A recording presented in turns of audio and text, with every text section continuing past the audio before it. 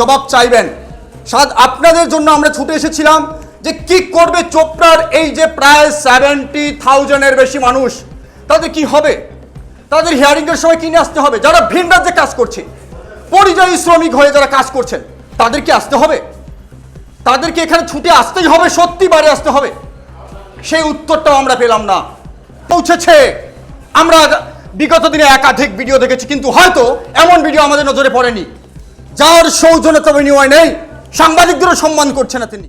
সত্যি কি বাংলার মাটিতে সেই শুভেন্দু অধিকারীর স্বপ্ন পূরণের দিকে এগোচ্ছে নির্বাচন কমিশন? একের পর এক মানুষের নাম বাদ পড়ছে। শুনলে অবাক হবেন আপনারা, প্রায় 1 লক্ষ মানুষের নামে নোটিশ যাচ্ছে চোপড়ায়। আর শুধুমাত্র একটি ব্লকে যদি প্রায় 1 লক্ষ মানুষের হিয়ারিং করা হয়, পরিস্থিতি কি হতে পারে? এই যে অফিস দেখতে পাচ্ছেন, 1 লক্ষ মানুষ যদি ছুটে আসে, তাহলে এই যে বিভ্রান্তিকর পরিস্থিতি, এই পরিস্থিতির পেছনে দায় কার? স্থানীয় যারা বিএলও রয়েছেন তাদের, নাকি ব্লক প্রশাসন, নাকি নির্বাচন কমিশনার? এই প্রশ্নের উত্তর খুঁজতে কিন্তু আমরা এই মুহূর্তে চোপড়া বিডিও অফিসের সামনে। চোপড়া ব্লক উন্নয়ন আধিকারিকের বক্তব্য আমরা শোনার চেষ্টা করব। তিনি কি প্রতিক্রিয়া জানাচ্ছেন, তিনি কি বলছেন। পাশাপাশি আরও একাধিক প্রশ্ন থাকছে। যারা ভিন রাজ্যে কাজ করছেন, যারা বাইরে রয়েছেন, তাদের কি হিয়ারিংয়ের সময় উপস্থিত থাকতে হবে, নাকি পরিবারের কেউ গার্জেন হয়ে সেখানে উপস্থিত থাকলেই হবে? তার পাশাপাশি কি কি ডকুমেন্টস নিয়ে আসতে হবে হিয়ারিংয়ের সময়? একাধিক প্রশ্নের উত্তর খুঁজতে আমরা এই মুহূর্তে চোপড়া বিডিও অফিসের সামনে। দাদা, এখানে কি জন্য আসছেন আপনারা? নোটিশ আছে তো। নোটিশ পেয়েছেন আপনারা? হ্যাঁ, হিয়ারিং এর জন্য ডেকেছে? হিয়ারিং এর জন্য না, তাহলে এটা আমাদের আদিবাসীর জন্য এসটি সার্টিফিকেটের জন্য দেখানো হয়েছে। আপনার নাম? আকাশ মুন্ডা। আমাকে নোটিশ করেছে, আমি হিয়ারিংয়ের জন্য এসেছি। হিয়ারিং এর জন্য? কি জন্য নোটিশ করলো, কি কারণ আছে, ভুলভাল আছে? আমার কিছু ভুল নাই। আমার বাবা 2002 সালে ভোট মেরেছে, তার কাগজ আছে আমার কাছে, তার ডকুমেন্ট আছে। আমার মাও 2002-এ ভোট মেরেছে, তার কাগজে আছে। আমি 2টা কাগজেই আমি এসআইআর ফর্মে আমি ওটা লিখিতভাবে আমার ডকুমেন্ট দিয়ে আমি জমা দিয়েছি বেআলোকে। কিন্তু তা সত্ত্বেও আমার বাবার নাম নাকি বলে ভুল এসেছে। তাও আমি বেলাও বলল আমাকে কি তোর বাবার ডকুমেন্ট, আধার কার্ড বা ভোটার ফটো নিয়ে আসলে পরে হয়ে যাবে।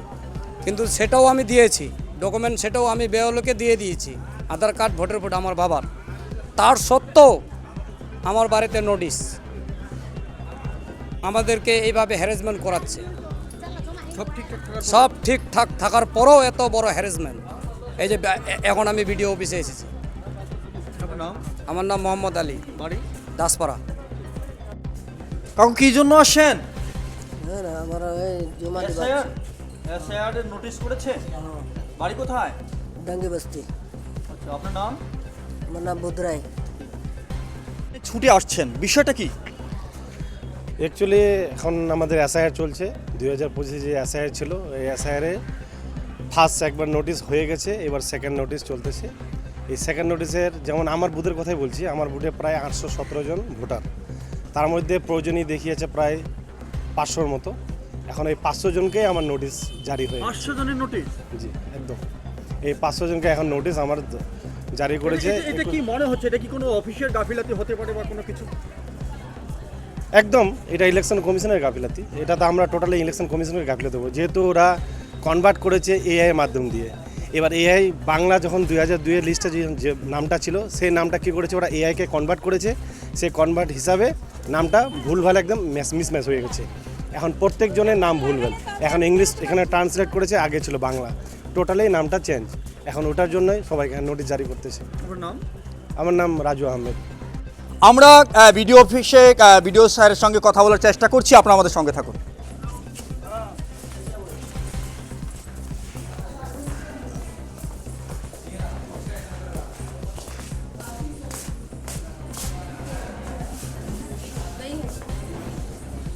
ও দেখা যাচ্ছে অফিসে কেউ নেই। ক্যামেরার সঙ্গে দেখাতে বলবো বিডিও সাহেবের যে বোর্ড রয়েছে এখানে, শ্রী সৌরভ মাঝি সমষ্টি উন্নয়ন আধিকারিক, তিনি অফিসে আমরা দেখছি নেই।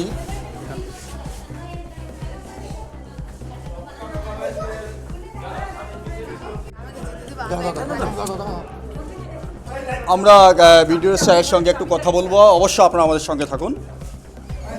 স্যার আসবো?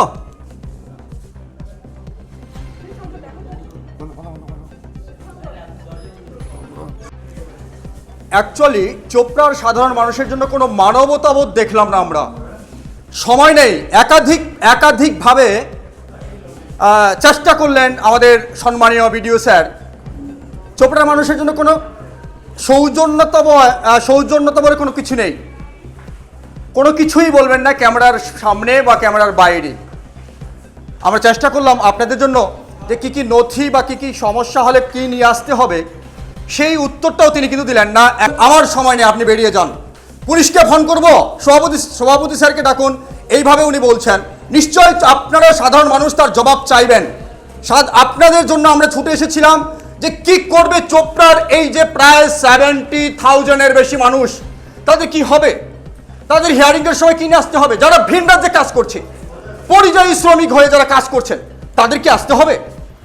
তাদেরকে এখানে ছুটে আসতেই হবে, সত্যি বাড়ি আসতে হবে? সেই উত্তরটাও আমরা পেলাম না। তিনি ক্যামেরাও বলবেন না, প্লাস ক্যামেরার বাইরেও বললেন না। অবাক করা বিষয়, এই প্রথমবার তিনি বলবেন না, কিছু বলবেন না। অবাক করা বিষয়। চোপড়া, আমি প্রশ্ন করেছি, তবে কি চোপড়ার সাধারণ মানুষ মরে যাবে?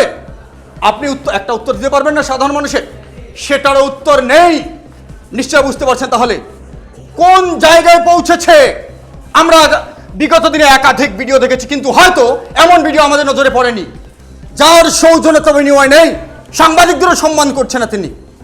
নিশ্চয় আপনারা জবাব চাইবেন।